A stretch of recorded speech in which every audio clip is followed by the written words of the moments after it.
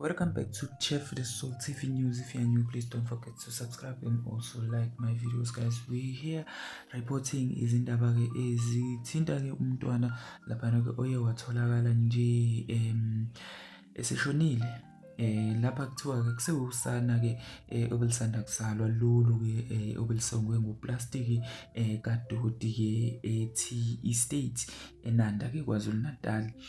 Lokhu kwenzeke ngesigameko sangomhla ka-27 noma ake sithi nje ngomhla ka-26 June 2024 ngokwesitatimende ke sonogada ke be-Reaction Unit South Africa ngamafushane nje okuthiwa ke iRUSA bathola ke ucingo oluphuthumayo obuliqhamuka ke komakhelwane ke abakhelene ke nale ndawo ke ngalolu suku lwasekuseni.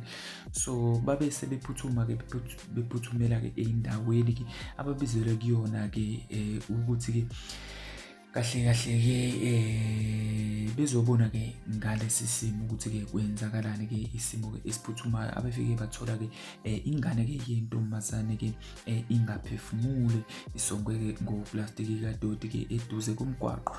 Bayihlola ke kwatholakala ukuthi cha ayisekho ngempela isishonile ke. Kuthiwa ke amadoda ke amathathu ke okuyiwo ke athole ke ingane ke abalekile ngaphambi kokuthi ke kufike abantu. Okay, so okhulumela ke i-Reaction Unit South Africa umzane ke uPrem Paul Aram laphana ke uthe ke ngesikhathi ke befika endaweni ke yesehlo batshelwe ke amalungu omphakathi ukuthi ke abesilisa ke abathathu abebehamba ke nezinja zokuzingela ke bebebheke emgqomeni ke kadoti ke nalapho ke bevule khona ke umgqomo bathola ke ingane ke ilahliwe. Base ke bethinta ke abantu bendawo abashayele ucingo ke beshayela bona ke onogada ke laba ke be-Reaction Unit. So okhulumela amaphoyisa KwaZulu Natal uConstable uThenjiwe wakwaNgcobo uthe ke amaphoyisa ke ayaphenya ngalolu daba. Amaphoyisa aseVerulam aphenya ke icala ke lokufihla ke ukubeletha ke kulandela ke isigameko lapho ke ingane ebithanda ke kuzalwa ke itholakala ke ishonile ke ngoJune 25. Isidumbu ke sengane ke sitholwe sigoqwe ngoplastic kusho yena ke uConstable Ngcobo.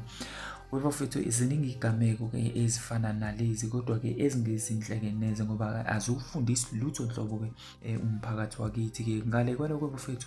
If ever you have anything to say ngalolu daba, you can comment on the section down below kuyona ke iChef the Soul TV News. Ungakhohlwa ke ukulike nokwenza njani nokushare ke ama video ke esiwapostayo. Danko.